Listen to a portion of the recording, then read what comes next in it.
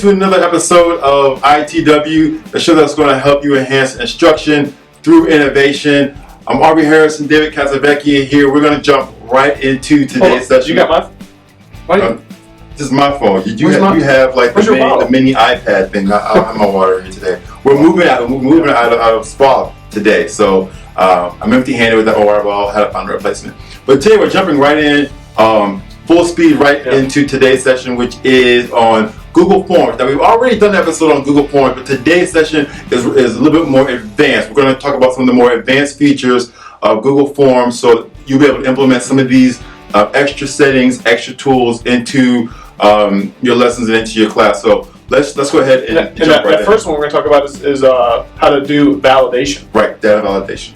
So let's go ahead and take this Twitter form that we've created, and we pull it up. It's just a regular form that we've actually created, and the first way you can do data validation is if you actually have a paragraph. So you're asking students to type a paragraph of text, not just one or two words.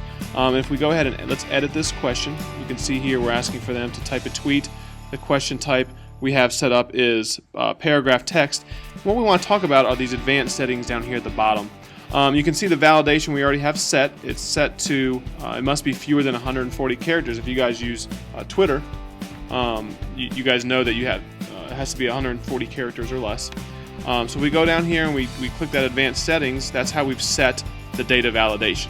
So we make it where the text in that paragraph can be no more than 140 characters. You can actually also set it to be a minimum. If you don't want kids to just go on and ramble, you can set it to a minimum amount of text. And what the great thing about this is the teacher has options. Now the teacher can select if they want the students to be more concise, they want a shorter response from the students to summarize whatever it is that they're trying to talk about.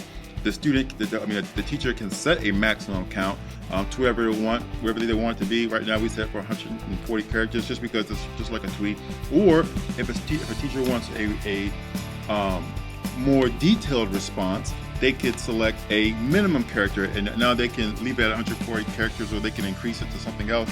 But now that teacher has a little bit of an option of what kind of response they're looking for. If they're looking for a short, concise one, or they were looking for a more detailed one, they can set that here with the paragraph option by setting the character length. And then you can also, over here on the right-hand side, if the students don't, if what they type in isn't validated correctly, if they type in 150 characters, when you've limited it to 140, you can type in what error. You're going to let them know. This way they actually know that, okay, I need to go ahead and make that concise.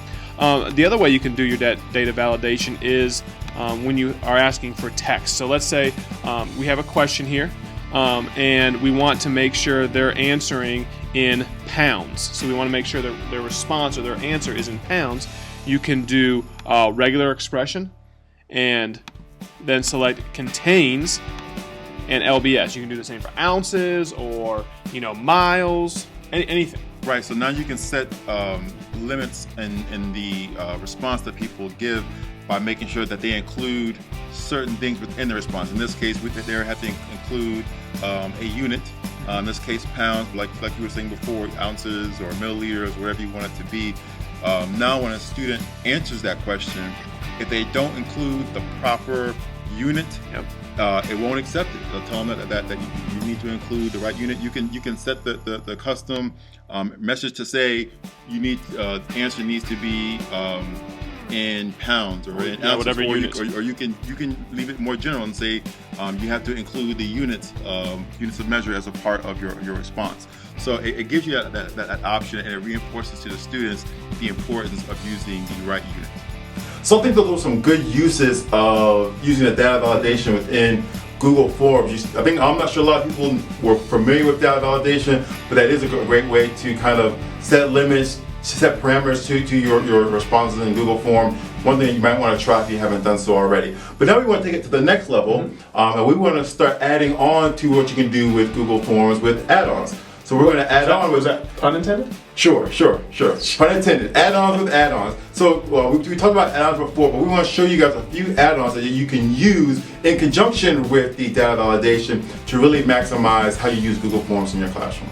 Okay, so what we have here is we have a form very similar to the last Twitter form that we've done, and it's embedded on a Google site. And just to chime in for a second, David, it doesn't have to be a Google site. You can embed this form if you have a wiki or a WordPress or Weebly. You don't have to have a Google site in order to embed this form. Okay, so it can be embedded on any website. Yes. Okay, so we have our form here embedded on our Google site, and you can have the students select what class they're in. This was for teachers that we did, and we had them pick the session. But let's just say this says the students in session 2, and maybe you pose a question on the board. Maybe, what did you learn? This could be like an exit ticket, right? And you just ask on the board, what did you learn today?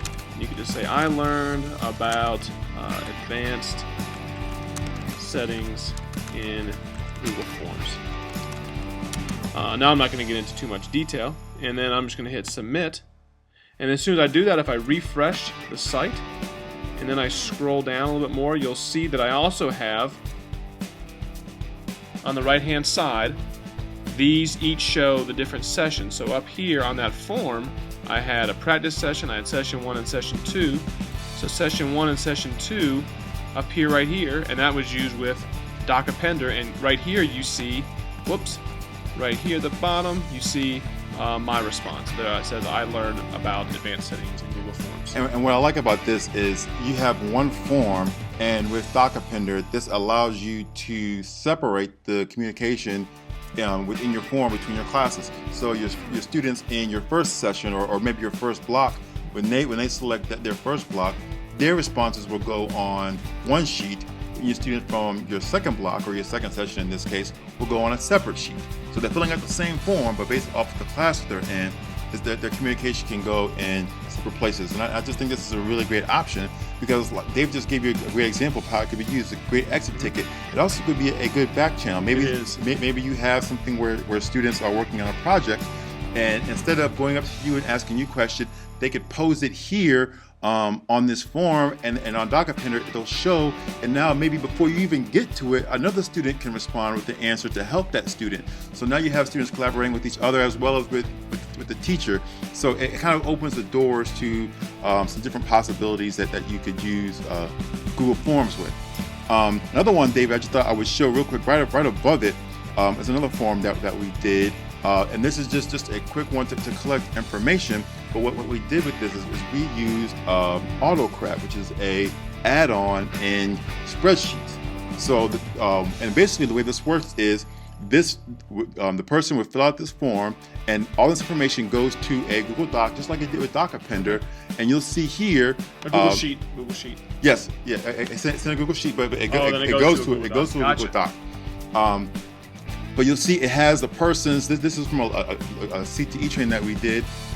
All the information is personalized. The person's name that has entered onto their name. That form. It has their school. Now think about this from a classroom perspective. This could be this could be a rubric for a project that a teacher has done. This could be something where she could give feedback on an assignment that students were supposed to do, a project that they're supposed to create. And now that the students, as soon as the teacher hits submit, they'll be able to see, and not only they'll be able to see the teacher's feedback and the teacher's score, but it also goes directly to their Google account. They don't have to print it out. They don't have to print it out. Nope, it goes directly into their Google account, and if you wanted to, you can have it emailed to them. Oh, wow, you can email the student. Email the student. Wow. They can go to their email account. So it does that automatically right from form submit. So you can have this ready to go. And there's a lot of different add-ons out there that you can play with. We just talked about two. We talked about AutoCrat, and we've talked about DocAppender, and these are just a couple of different options, but there's a lot of different other tools out there that you can use with Google Forms to kind of expand how you are using it in your classroom. So just take a look at these. There's plenty more out there, but these are some other great ways where you can kind of enhance instructions with Google Forms.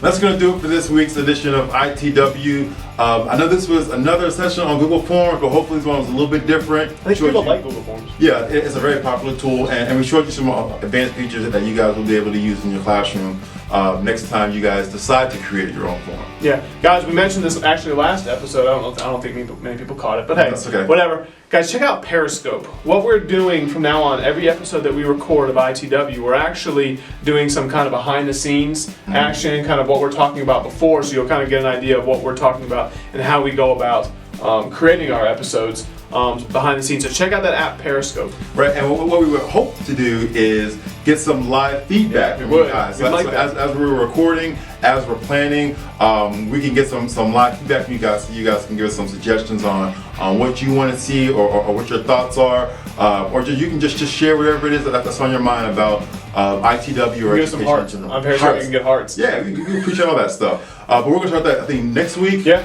Probably gonna start around 2:30. So hopefully you'll be wrapping up your classroom. Kids will be out the way. So we're gonna start that. Yeah, but if what they can do is if they join Periscope and they follow CMS to the course, Yes, CMS Learners, right. They'll get notifications. Yep. So you'll be notified of when we do it, because we say 2:30, but that doesn't. Always. Sometimes we're on time, sometimes Yes. we're not. Guys, thanks again for tuning in. Make sure you hit us up on Twitter at CMS to the Core. You can also email us at cln@cms.k12.nc.ux. Thanks again for tuning in. Make sure you guys check us out next week for another edition of ITW.